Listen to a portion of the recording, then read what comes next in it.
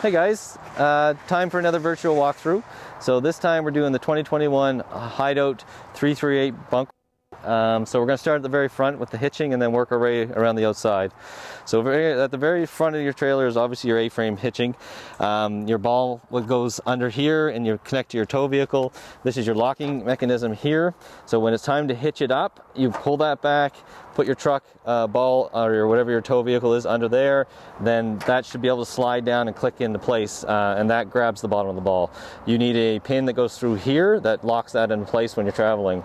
You have your safety chains that connect to the vehicle there, and you also have your brake disconnect. So when you are traveling, you need to make sure you have a battery with a charge on it connected to the RV. If the truck tow vehicle ever separates from the trailer, this will pull the brake connect and engage the electric brakes on the unit. So that's a safety device, and you need to make sure that that's connected properly to your tow vehicle and that you do have a charge in your battery. This unit comes with a power front jack, so it's a pretty simple operation, up and down depending on what you need for your trailer, either leveling or getting it on and off the truck. And you've got a little light in here that you use for hitching at night or just lighting up that general area. Moving a little farther back, we go to the propane tanks. So we've got a cover on here and two 20-pound tanks. These tanks are on a valve that can either run this side, that side, or both. We do recommend, and you just switch that, but we do recommend you only run one at a time. If you have it on this tank and that tank at the same time, they'll both drain, and then eventually you're going to be out of propane on both tanks. So keep it on one, run that one dry, switch over to the other one, and then you can fill up the first one. Also, this unit has a brand new battery, all charged and ready to go. We do that with every unit, so that's all set. One main thing we need to spend a little time on is your caulking of your unit. So all the joints in your RV, along the front here, along the side, up along the roof, and along the slide boxes is all RV style recommended caulking. And you need to make sure that that stays clean and not drying out and cracking. So every 6 months at the very minimum, we recommend like once a month kind of thing, every couple of months. RVs kind of move down the road and they twist a little bit, and so sometimes things are moving around and you might have a caulking area that gets exposed. So you got to be checking that all the time. If it's cracked, if it's coming apart a little bit, you got to clean it off. Or remove it, clean that area off, and put a RV style caulking down. Don't use residential stuff. It doesn't work as well, and it could potentially cause actual harm to your roof membrane and stuff if you're not using the right stuff. As on the roof, it's the same kind of thing. So the roof is a rubber membrane, and you need to make sure that that stays conditioned and pliable and soft for the life of its trailer.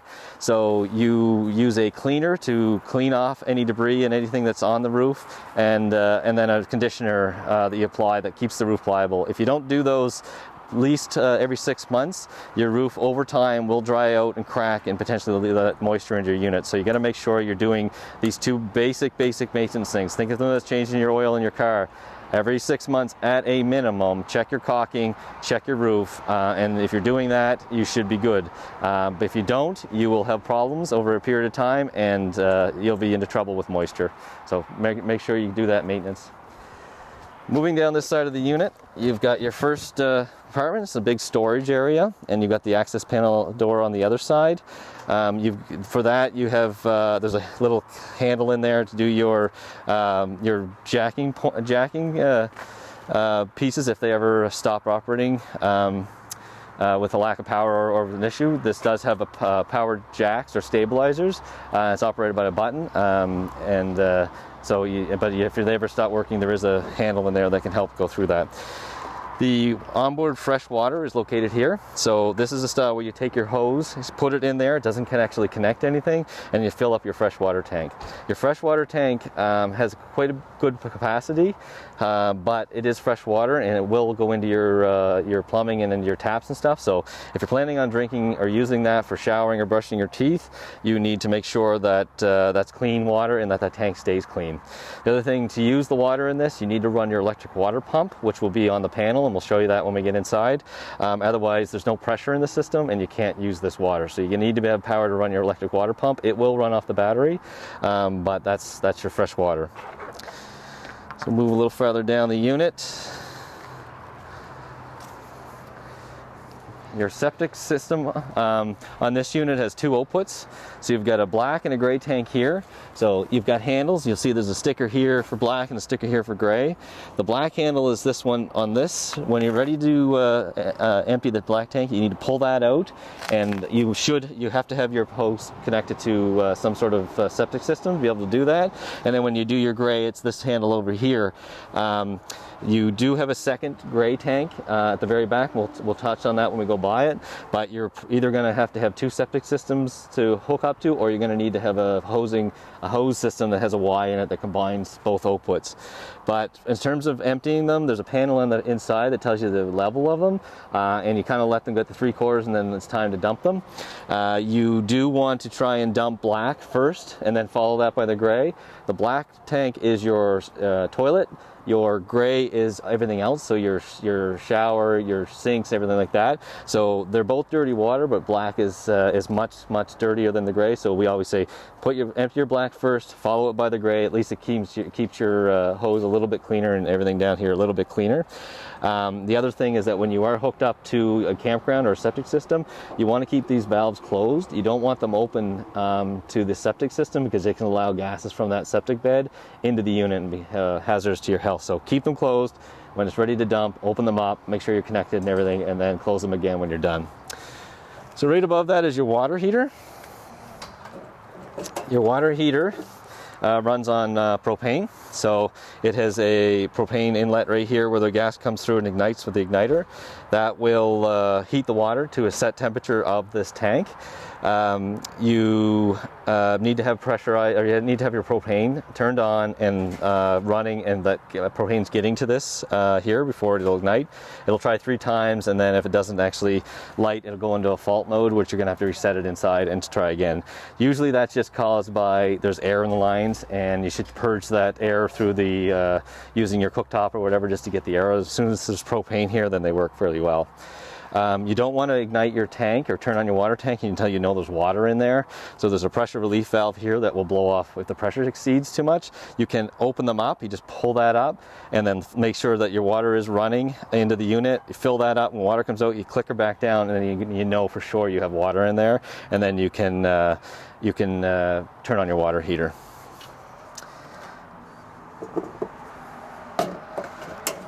Coming down a little farther in, you've got your outside exhaust for your furnace. So these are 2 hot exhaust areas.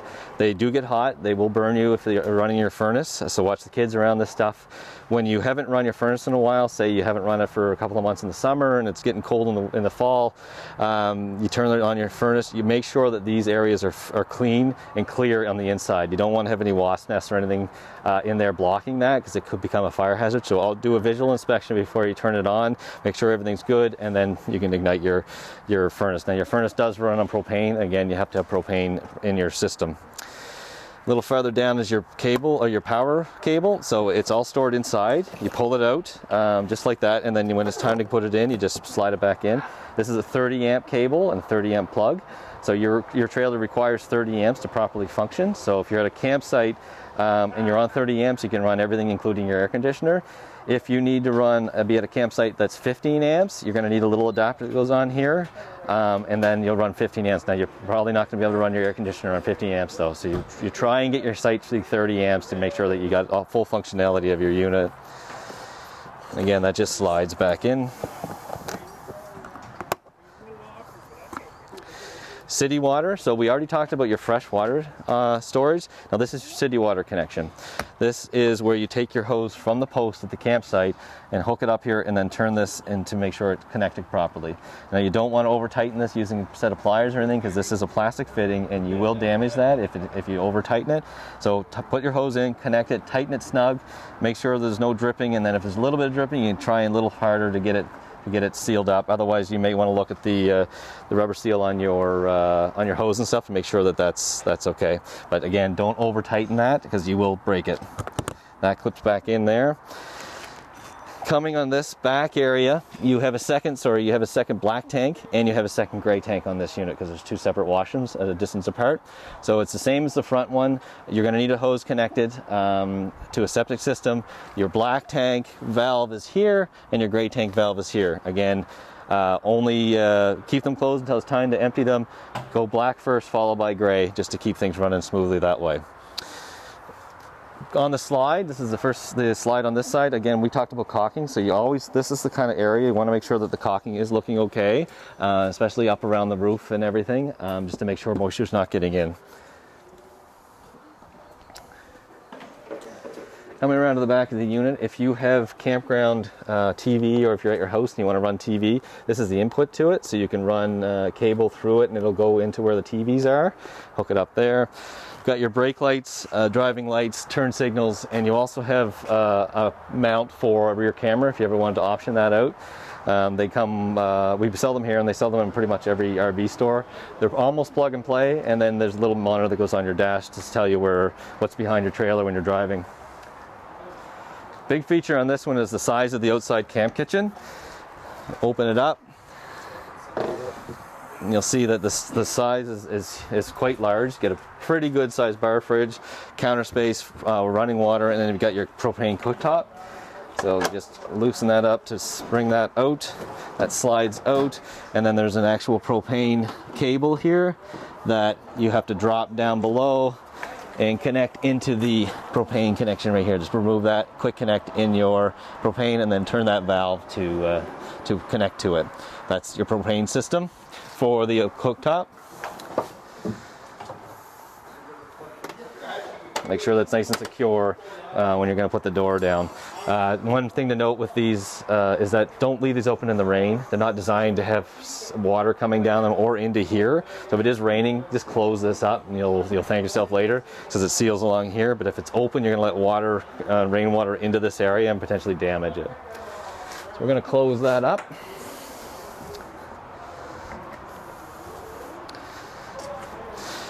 We talked just briefly about your electric stabilizers, so this is the first switch we got to. So if you want to raise or lower your electric stabilizers, this is your button for the rear ones. So up here is extend, and you'll see that starts to come down.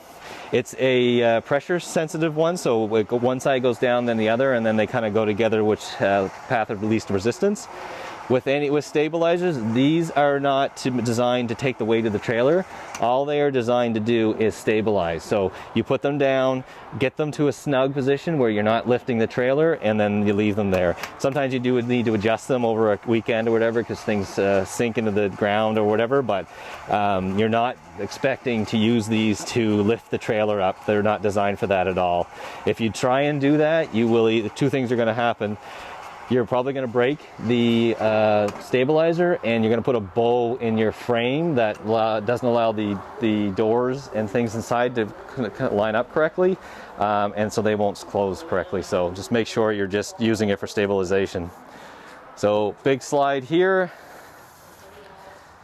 coming down this end. We'll start at the front on this side before we go in. This is your other stabilization, so the front version of what we just went through. So again, extend and then retract. Again, just for stabilization, not for carrying the weight of the trailer. Your access to the storage is from this side is right here. You've got a big awning, powered. It's operated from the inside of the unit. There's an LED strip, and it's power operated. So with awnings, we just want to make a point that they're not designed to handle any kind of rain or wind. So if you're on a nice hot sunny day, sure, have it out, but if it gets too breezy to like more of a gusty wind, you want to roll that back up. And certainly if it starts raining, you pretty much want to put that in. They're not designed for that kind of stress. And also, if you're going to leave your unit for any period of time, do not leave your awning out, because you just never know when you're going to have a rainstorm or a windstorm come up and destroy your awning, and then you have to replace it. So just a tip there. Coming back down the unit, you do have an output here for cable if you're ever going to put a TV in this area on the outside. So that's where you'd get that.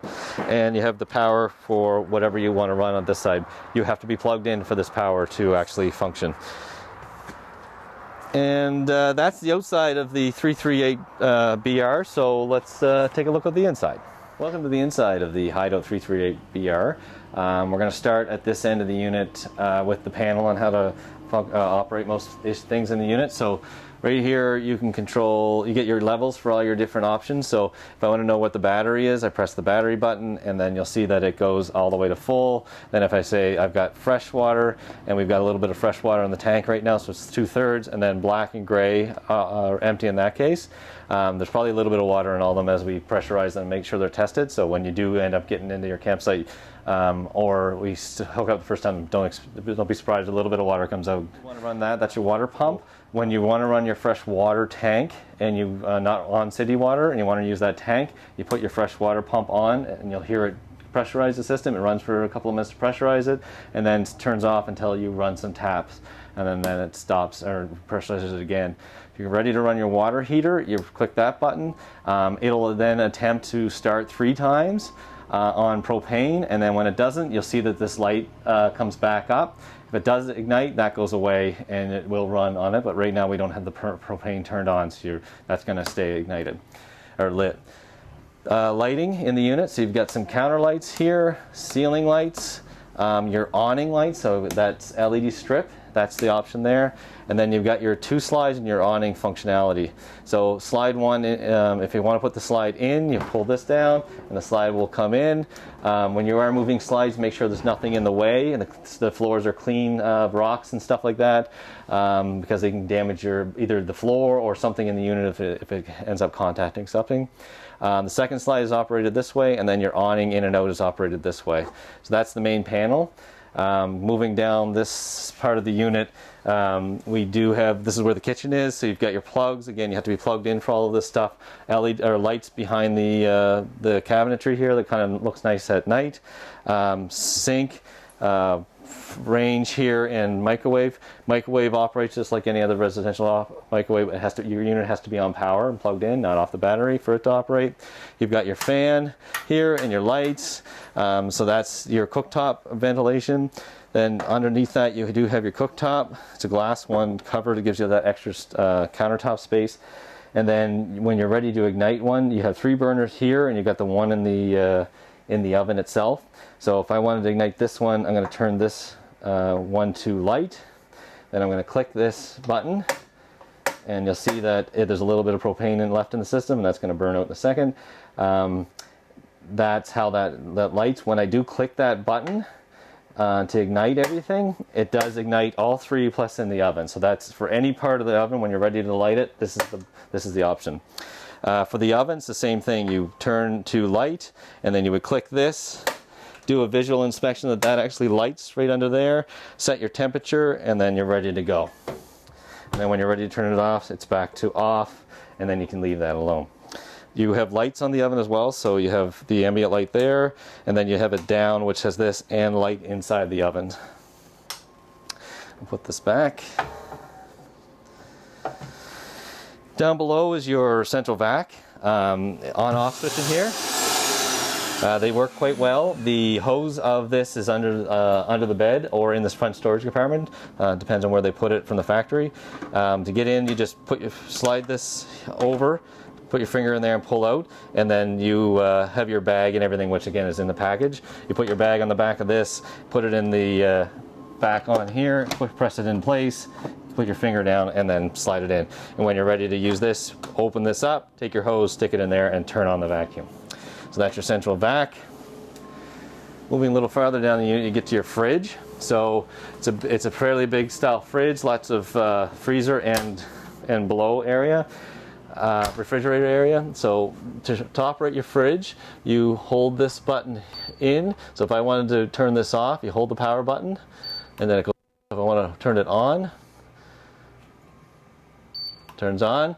Then you have settings here. So right now we're talking about the refrigerator side, and then not as opposed to the freezer. So in the refrigerator, I'm going to set the temperature to, let's go the other way, go to 3, which is the middle setting of 1 to 5. You go up or down depending on how you feel that's cooling. When I'm ready to change the temperature of the freezer, it's the same setting. You switch over to the freezer, and then change your setting to whatever you want. So it's up to 5 and down to 3 up. So I'll go back to the fridge, and then you have a night setting on the fridge as well. So down here we have your fuse panel. So open it up like that. You're on a 30 amp, this is a 30 amp trailer, so you've got your 30 amp fuse for the main power and then all the different ones in it. Then you have your 12 volt over here. So in any of the case that you can, one of these can throw, or you can burn out a fuse that's normal occasionally, just drawing too much power. However, if they do continue to trip, then there could potentially be an electrical problem that needs to be investigated. If these go, you just push them back, and when these go, they're you pull out the old one, put a new one in with the same amperage that you're expecting, and then when they do go out, a little light will light up there to say that which one is out. As well, when this is closed, it'll also light up through there to tell you that there's a fuse out in that area. We'll keep moving down the unit. We've got our TV on top here, followed by the radio here, which is connected to the stereo and the TV. We've got speakers outside and speakers inside. They can operate independently in terms of you can play the music outside, or you can play the music inside, or you can play them together. At the bottom you have your fireplace, electric fireplace. It's got hard buttons right here to operate everything. You can change the color, the heat, the fan speed, and everything. And there's also a remote in your package that's in the drawer with all your other remotes. Following just over here we have our dinette. These fold down by taking the table up, pulling these out, dropping it down, and into a bed, so it attaches here, sits on there. You pull down the cushions down, and makes a bed for somebody to sleep in. Then you've got your couch down here, which also folds out into an area for somebody to sleep again, and it's also across from your TV. Lots of windows in here. They all operate with this mechanism here. Pull out, slide the window down for lots of fresh air. So at this end of the RV, we've got your controls for your heating and cooling. So it's thermostat on the top. Left is all your controls for which option you want, and then right is your fan speeds. So if we go all the way to, we want to cool the unit off, we push this slider all the way to cool, and then we set the temperature to what we want the unit to be cooled down to. Say it's a hot day and I wanted to bring it down to 70, then I set that down to 70 and we're good. Sometimes it doesn't always click on right away. You need to let it time to cycle through, as well as when you turn it off, it still needs to cycle sometimes. So give it a minute or two before allow it to come on. If I want to just run the fan, I go to the next setting over, and then the fan will come on, and then it doesn't cool or heat. It does circle fresh air into the unit. So you're good there, and then I have the off setting to do nothing, and then I have the heat setting. So if it's a cold day and I wanted to bring the temperature up to say 72, I put it to heat. The furnace will ignite on propane and warm the temperature up to the temperature that you set, and then turn itself off. I'll turn that back off. Over on the right, you have your fan setting. We typically say just leave it in auto, and you should be good to go. But if you want fan on low or you have those settings there, and you can have it either on auto to come on with the heating or cooling, or you can have the fan run all the time on this if you switch it all the way to the right. So and then when you do turn your heat off as well, you got to give it a couple of minutes. It won't turn right off. It needs to cycle through some of that heat that it just generated. We'll come into the bunk room. So it's a pretty large bunk room in here. Lots of areas for the kids to sleep, or whoever's coming to sleep. So this one folds up and locks in position, and then the one below actually folds into two little chairs there. Otherwise it's flat like this. You do have a second washroom on this unit, which is great for this area. So anybody that's back here has their own washroom. It doesn't have a shower, but has a sink and toilet. We go back down to the unit up to the front. We have the main bathroom with a large shower and sink and toilet, so lots and lots of room in there. It's a pretty good size bathroom. You can get changed and everything with no problem. And then we're in the master bedroom at the very end. So you have your wardrobes on either side, and as well as plugs on either side, and a big walk-around bed in here, and then light switches that are operated manually, like with that switch there. So that is the walkthrough of the Hideout 338BR. So hopefully we covered everything you needed. If we didn't, just give us a call.